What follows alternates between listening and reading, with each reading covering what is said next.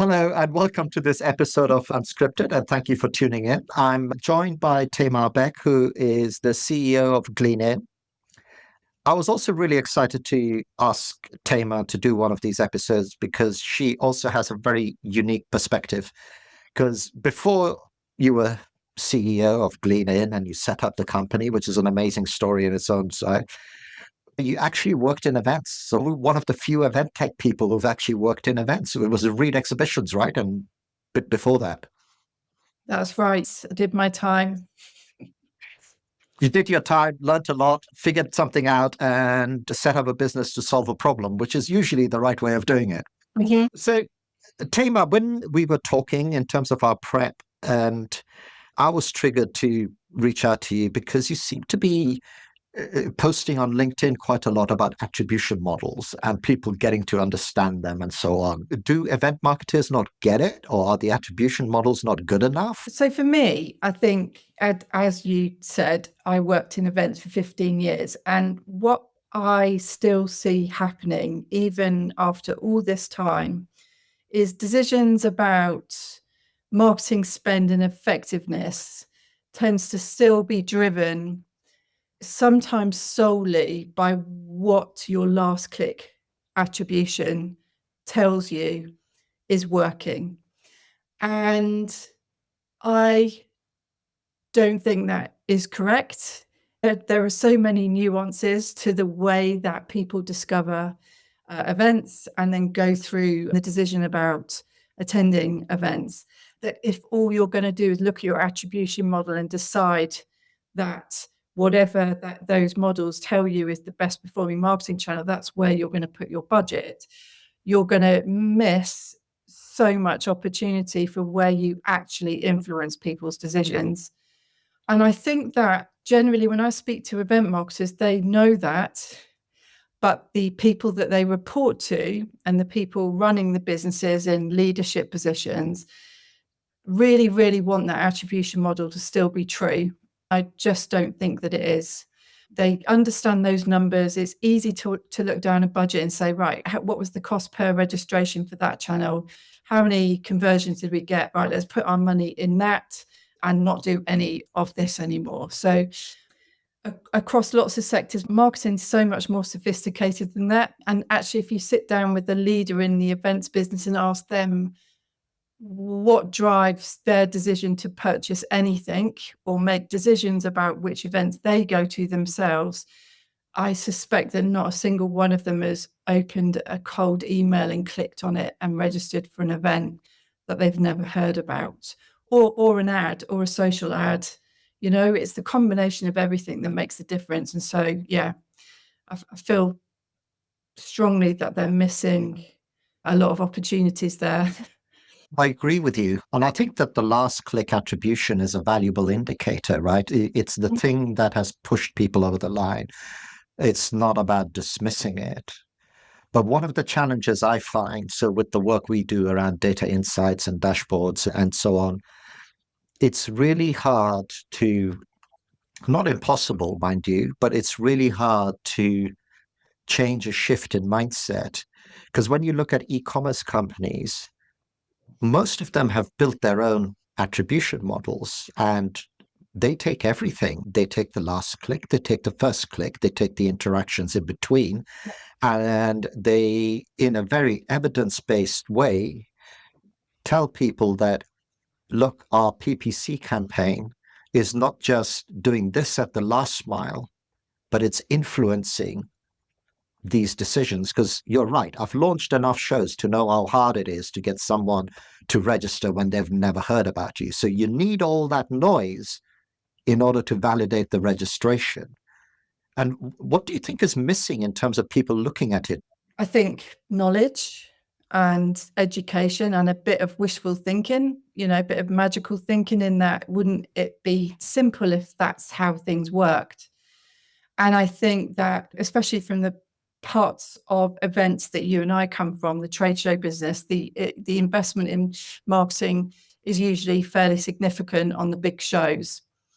And the ability for someone who is not a marketeer to look at a budget and to look at spend and make decisions about spend is significant. It certainly happened to me when I was at Reed. You work in your teams and there'll be people above you, especially when you work in a corporate, that will be making decisions about where spend should go with very little understanding of the impact of other aspects of your whole marketing plan, really. So, things like we'd always get decisions like cut PR, and I think there's discussions to be had around everything, but together, every activity you do with regards to marketing is important, and to only look at the thing that drove the final conversion misses out the importance of a lot of the other activities that you do that tap into existing demand. And without those activities, the chances of you being able to grow your audience without spending significant amounts of money year on year gets slimmer and slimmer, I think. I hear you. And look, had the same experience, right? Literally all the budgets get thrown back and say, okay, cut marketing by 10%. It was as arbitrary as that. There was sometimes no logic to it. So you have this perennial back and forth. You kind of pad your marketing budget knowing it's going to get cut and so on and so on. But this leads me to the other point. It's like if you look at most businesses and a lot of e-commerce businesses where I take inspiration of about how they're judging spend, and they have all these very different metrics that seem to not even enter into the vernacular of events. I think the aspiration is the same, right? How can we maximize and grow our audience, but make sure that we're not wasting spend? No one likes to waste spend. Do you think we need a new language in order to articulate how to put value on marketing and the interactions and the assists effectively? I'm going to use a football analogy now. For ages, all people cared about is who scored the goals. But now they realize that the assist is really important. And that's what you're talking about, right? Yeah, that's a great analogy. I love that. I'm going to steal that. That's a brilliant analogy. And I definitely agree that when you speak to event marketers, we run our own event for event marketers as well. One of the biggest challenges I think that event marketers have today is being able to articulate that in a way that a non-marketer can understand. It's just they're also responsible for the other elements of the business. And they're not going to be out there studying the latest marketing trends and kind of listening to experts in these fields. That's the marketer's job. But being able to very clearly articulate why those various channels all together make up a successful marketing campaign is really important. And if they can do that correctly, I truly believe that actually it's not about spending more money at all. They will end up spending more money if they keep looking at last click attribution. And that's the only thing, because if you don't tap in to existing demand, you don't nurture demand for your event, you don't have it talked about in the marketplace at all, apart from what you're paying for those kind of conversion ads, you are going to have to increase your spend on those channels exponentially to even stand still. I think it also creates an incredible amount of waste. If you look at something like PPC, the feedback loop isn't there. We work with a client to create that. And I'm only sharing this story to reinforce what you've just said. By having that feedback loop and by seeing how PPC was hitting people who were in other acquisition channels, you're able to optimize that spend. And it actually had a much bigger impact than it would if you're just looking at the last mile, because the last mile, you just end up beating people up because of the last mile. Say, hey, you haven't hit your target of 200 PPC. What are you doing? Oh, let's throw more money at it, which is exactly what you're saying, because it's too binary. It's the only thing you can do. And it's the only thing in my past. Obviously, marketing wasn't as sophisticated back then. Social media didn't really exist, so we wouldn't have been spending money on paid social. It just didn't exist then. So our ability to market events was very, very linear. But these days, there are so many choices. And I think that it's just really easy to look at the data if there's no story and clarity around that data, if you just look at the numbers, you can see how easy it is for someone to just look at that and say, wow, our PPC is what's driving registration, or our email is what's driving registration. We'll just buy some lists. Not that you can really do that. I mean, people are still doing that, believe it or not, but we'll just do that. Yep. Yeah, we'll just do this, and we'll just spam, and we'll just do more of it, and we'll do more and more and more of it, and that's how we're going to get our numbers. In the meantime, you're damaging your reputation, you're pissing people off, you're probably making your brand less noticeable, because the more it kind of pops up, it adds to that kind of brand noise, and you need it working together, because people don't go from A to B immediately. And I know a lot of leaders probably get a bit frustrated that there's a lot of elements to this that look like they're hidden, but they're not as hidden as they appear. It's just because they're not as obvious, and you need to decide upfront how you're going to measure the effectiveness of these activities. And it doesn't all have to be as binary as, was there a conversion from it? No, we're not doing that. So it's about setting different measurements, different goals for each piece of marketing.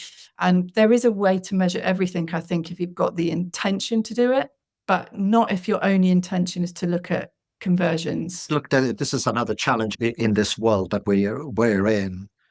And it took me a long time to figure it out. I'm going to share this with you, and you can shoot me down if I haven't figured it out. In the digital marketing world, like normal, right? Let's say I run an online shop. My conversion is continuous and iterative, right? I want to sell trainers. So I know red trainers are going like hotcakes, and I can iterate it, and it's continuous. I think the one unique part, when you market a trade show, your actual value is how many participants are going to be at that event, and how much are they going to engage, and are they going to do it well? There's no point having a CEO of a company who just sits in one seminar and then goes away. That's not going to reward your sponsors. So I think there's a massive thing which we're trying to kind of solve with using machine learning to predict attendance, because you don't really know until you can kind of guess. And I think that limits us in applying some of the sort of modern digital analysis, because those are all geared towards immediate feedback loops, and we don't have them. And we've got another compounding effect, because I think, and I hear this a lot at event conferences, people kind of bemoan the old world, and I think they still look at marketing in that old world. I remember when marketing was easy and we did 2 inserts in Computer Weekly and everybody turned up. That is not reality now. So we've got a bit of challenge here in order to give people the tools to be able to convince people, don't we? We definitely do. And it's not easy. I think if I was in event marketing today, like if I was on organizer side, I think they've got a really challenging job, and particularly trade shows, because if you look at the whole world of events, trade shows are still in a little sector by themselves, especially when they're run by for-profit organizations. So places like Read and Informer, their business is to run trade shows, whereas there are other organizations running trade shows, but that's not their core business. They might be an IT provider who happen to run as many trade shows as Read, but the way they do it and the objective for putting those events on is completely different. They're not running it necessarily for profit, and it's not their core business. So I think the more exposure I get to those types of events and the way that those marketers, it is like chalk and cheese.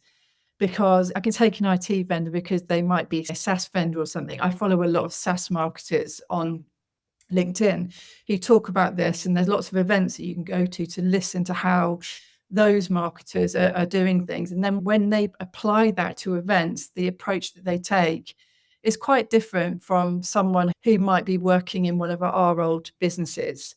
Even if the marketer has had lots of experience outside of trade shows, they go into that trade show environment and they're trying to communicate with the leadership who are in the old trade show kind of model. So it's very, very challenging. I don't underestimate it.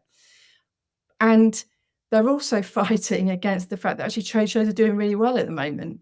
So you can't, how can you argue with that? You look at since COVID, the bounce back's been really strong. They're profitable again, events are growing, attendees seem to be rushing back to in-person events. I mean, anybody would look at that and go, well, but what's wrong? Nothing's wrong, that's working.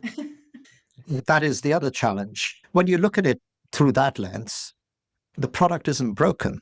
Why change it? That linear equation works, right? If your pre-registration audience is a bucket, you know how big the bucket needs to be to sustain your event. You've got the shape and size of it. Now, it seems to me like that is what we're talking about. And that is your last mile attribution, right? The bucket has to be this shape and size. So it actually doesn't matter a jot how you fill the bucket. You could be throwing water at it from 10 miles away or a meter away or very carefully pouring it in. It does not matter, because as long as the bucket is that full, the event will be good.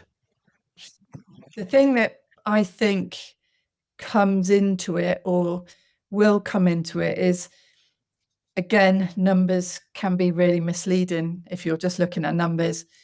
But then you've got all of the other things that trade show organisers care about, and that is exhibitor satisfaction. Okay, so as an exhibitor, the way you participate in events is still archaic. I'm now an exhibitor. I mean, man, my options for participating in an event haven't changed for 50 years. I've got to still buy a shell scheme or the draped things that you have in the US, whatever they, it's just about selling floor space, right? It doesn't feel like it needs to evolve because the numbers are still stacking up. The thing that will make everyone really sit up and listen is having to resell a lot of exhibitors in year on year and find new exhibitors, because that is, let's be honest, that's where they spend a lot of time convincing people that they need to exhibit at these events. If exhibitors walk out of those events not having achieved what they need to achieve, not being able to measure the success that they've had, bearing in mind that these companies will be across lots of different industries, they market their products outside of trade shows.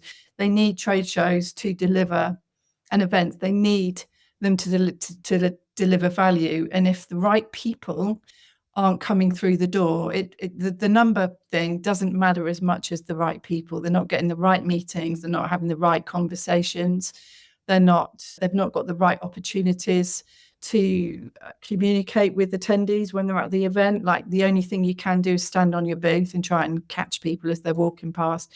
There's lots of elements of that whole trade show model which I think are a little precarious.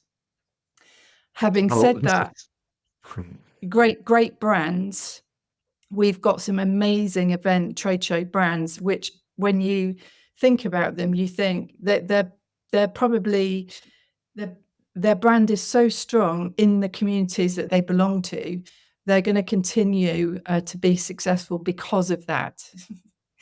Despite what the host does or doesn't do, the willingness of that community to come together at that event, and the history and the regularity with which they come together, and that connection they feel with that brand and each other, they're going to come together despite what the logistics are like, despite what the experience is like, despite how bad the marketing is, or the fact that you can't send me an email with my name spelled correctly, or whatever it might be. Despite all of that, they still go. So, it's tricky.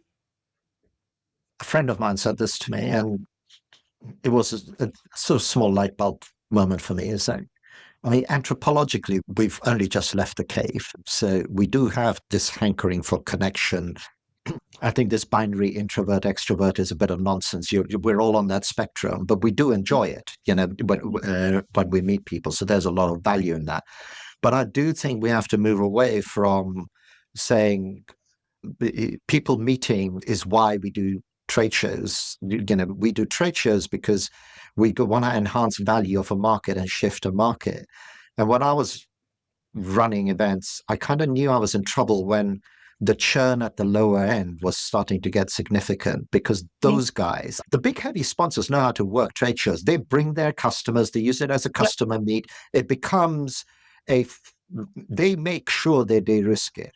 But the people at the bottom that have just forked out 10 grand for a small booth where that is their entire year's marketing budget, if you look at the churn there, I think that'll tell you where the problem is in trade shows. And I've seen a lot of those numbers, and it's very high. Yeah, and I think those bigger companies, I think even they are probably quite discerning these days. So they're not going to be doing everything. They might experiment, but they're going to put their dollars into the key places.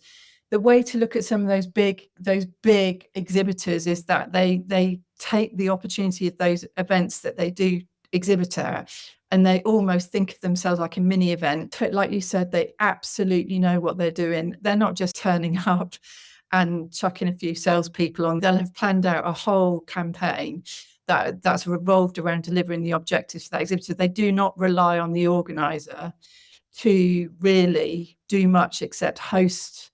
They take responsibility for getting their customers and their prospects and their pipeline filled and their conversions. They'll be speaking, they'll be putting on content, they'll be running mini events, they'll be running dinners, they'll be doing a lot of activity.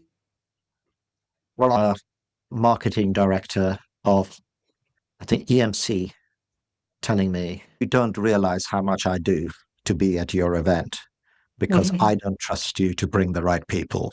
Yeah, but it's true because when you're on the event side, we can't drag people kicking and screaming to a particular stand or a particular area, but our job as organisers is to get enough of the right people through the door. Do we get enough of the right people through the door, or how much do we rely on those exhibitors to actually do a lot of quality control? Like, we need those people to be marketing their participation really well. And obviously that's what we do. And our business is about helping the event marketers to kind of utilize the networks of their existing stakeholders. Even back in my day, I'm sure you'll remember the same, that I think the biggest marketing channel for us in terms of conversions was exhibitor marketing. Like, that's where it was the top performing channel on a lot of our events. So those exhibitors doing smart marketing was what we were relying on. And that it's still important today, because compared to our day, the big trade show organizers actually have whole teams of people whose jobs it is to work directly with exhibitors to encourage them to do more marketing, because that's where the gold is. It's like those people know how to bring those people into the show in ways that event organizers tend to struggle with. That is empirically true. We do dashboards for people. What you've just said is a true statement. The vendor co-op is a massive channel, which brings me to a neat segue of something else that we were going to talk about. And I think the reason why it's so important is because vendors have communities of people who should be attending. Trade show organizers, their community is the vendors. This is how it's all tying together in my head, what you were saying about the attribution and making sure you spend your money in the right way and understand the cause and effect. Building and nurturing an audience community is another big key. We spent a lot of time doing that when I last ran a significant IT trade show. Now, our first email got about 1,000 registrations because we spent time into that, because we realized that we have to remove dependency. And I'm going to get you on your next hobby horse, but most organizers don't really understand community, do they? No, I don't think so. I think some types of events do, obviously, because if it's a corporate event, for instance, they are customers. Oh, 100%. It's a whole different ballpark. I mean, they look the same, they're structured the same, but the approach is completely different. But for trade shows, I think COVID just showed us how much of a community, how much control trade show organisers have over what they think is their community. I think the trade show organisers are least connected to the attendees, think they've got a relationship with them if someone's actually registered before. They might research them, they survey them every now and then, but they ghost them for most of the time. And where they put all their effort is in those vendor relationships and a little bit into the speakers, but it's only when it comes around to time to putting your speaker program together. All the effort goes into that exhibitor relationship because that transaction is where a lot of them, that's kind of the biggest line of revenue, I guess. So for me, I've actually seen some significant change, like in companies like Informa. We work with lots of Informa events. Over here in the UK, the way that they look at their marketing now, they actually, in the teams, they have brand marketers, and then they have these centralized digital teams who are running the digital marketing campaigns, which is specialist. They are specialist roles these days compared to when we were in events. But the people inside the teams are responsible for brand marketing, and brand marketing is completely different from event marketing. Event marketing is cyclical, and you talk to your audience for about 3 months a year, then you go quiet on them. There is no community and there's very little value. And most people, if you're really lucky, those attendees, they know what the name of the event is. They've got absolutely no idea who runs it. They don't care who runs it. They care about who else they know, who's going, who they're going to see, who they're going to listen to, and what they've heard about the event. That isn't a community. Those people belong to communities, but it is not one that the organizer has usually any part in. They should be playing in those communities, but they're often not. I think it's also because I think as event organizers, we're control freaks. So you always want to control the community. So many times I've had the thing where, oh, look, here's community software. If we turn it on, then everybody will come and we can get their data and everything. So the motivation of creating community feels disingenuous to start off with, and people will smell that a mile away. So you need a different way of thinking about it. Yeah, I think the word community, some people are not talking about that as much now as they did when COVID was, as we were coming out of COVID. Others are, I mean, for me, I'm thinking it's probably too arrogant of a trade show organizer to think that they can, the people, the industries that they're serving or the sectors that they're serving will have pre-existing communities. They might be formal communities, they might be informal networks of people that are like each other. If you were marketing an event as you would a brand, you would go where those people are. You wouldn't think, I know what I'm going to do. I'm going to set up my own community and I'm going to try and own it. Because, over the years, exhibition organisers particularly would tell you that the value of themselves is the fact that they own this data, that they own your contact. That's a very little value at these. In fact, almost nothing, I would say. You don't own anything just because you've got an email address. Yeah. Especially now where literally, there's so many emails all the time. As we finish off, I think everything we discussed at the bottom half of this podcast all circles back to what you said at the top, that life's getting more complicated, more fragmented.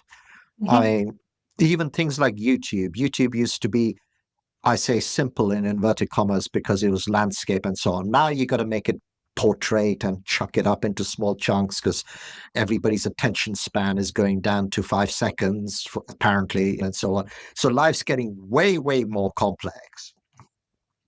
And all the stuff we talked about at the end links back to what you said at the top. We just need to get better at being able to visualize and understand how audiences arrive at the trade shows. Yep. How far off do you think we are in terms of doing that? I mean, the desire to know that has to be there in the first place. And whilst things are rosy, things often don't change in the trade show industry until something goes wrong. You tend to chuck money at researching your market when you realise that you're in trouble, you're losing exhibitors and you don't know why, or you're struggling with marketing. So you start to investigate it when something's already going wrong. And at the moment, we've got, we're in quite rosy times. Brands break, but whole industries are not going to break, right? We did have COVID, which actually I thought would be a reset opportunity, but it hasn't kind of proved to be there. But I think I was talking to an event marketer the other day, and I asked them a question that they hadn't thought of before. There could be some real simple things that people could do, which is actually look at your awful reg forms. Maybe this is probably the most important question to ask them is, how did you hear about the event?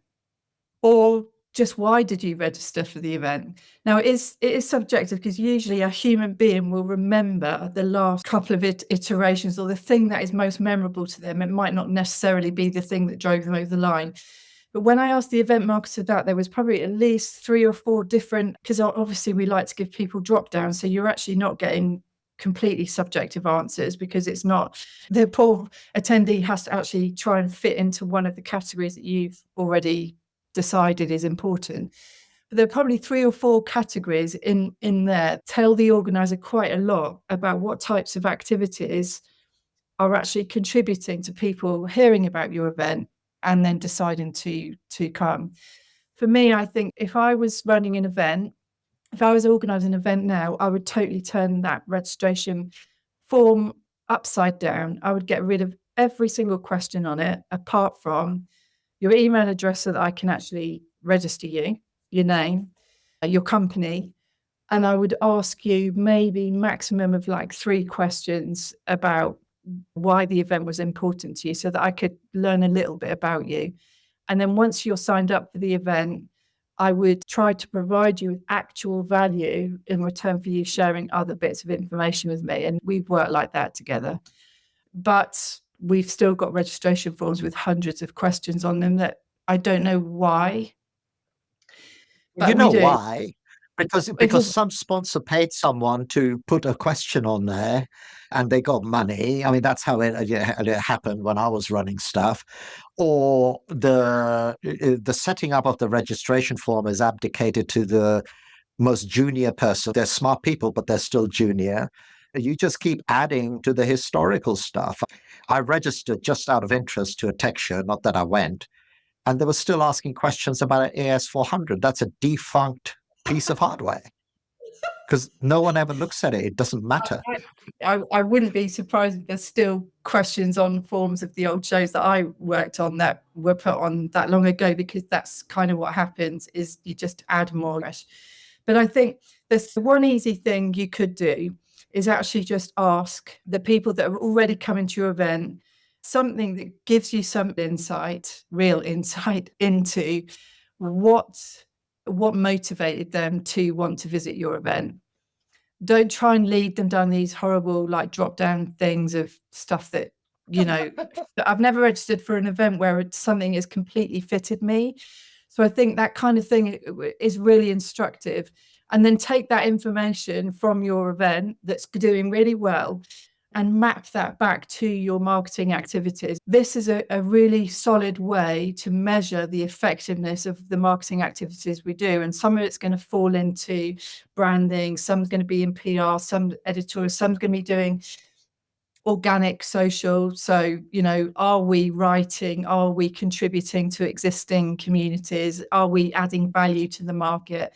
You should see that in your results, in that you'll be able to map it back to those activities. And that would be one thing you could do, and try to get that visualized in order to retrospectively say, this is how those channels are working together. And actually, if we can prove that 50% of the registrants are telling us that it's not the paid ads that we're running or the emails that we're sending them, there's actually these other activities that are driving those decisions, you've got a very good case then to start thinking about how to justify those activities. I don't think it's about asking for more money. I don't think it's about spending more marketing budget. It's about educating internally the important pillars and how all the marketing works together. It's not just one thing. It's not just another thing. It's everything. When you convince an organizer to ask that free-form question, shoot it over to me. I'll put it through LangChain and the LLMs, and we'll see what comes out. Yeah, Give it back. if you did get stuff like that, you could use AI. I mean, the analysis that you could do. I mean, we've started doing it just in our business when our product is self-service, but people sometimes ask for demos. And if they come on to ask for demos, or even when they sign up for trials, which they do without talking to us, we ask them, and we don't give them drop downs. We ask them, how did you hear about us? That's it. And it's the most game-changing thing. It's made me feel a lot better about my ranting on LinkedIn, because it's made me believe that some people are actually reading it, that it's valuable to some people. Now, without that, I might have given up by now, thinking, why am I spending 4 hours a week writing this stuff? Or why am I on, playing over here so much? If you can sit here and think, this is a waste of time. I should be like, maybe we should be doing some spammy, horrible emails. No, actually, this is working, but it takes time to work. And you've got to ask people, give them the freedom to tell you what it is without putting your bias on it. Listen, that is a beautiful place to stop that podcast, because removing bias from all of these things is, I think, the key to success.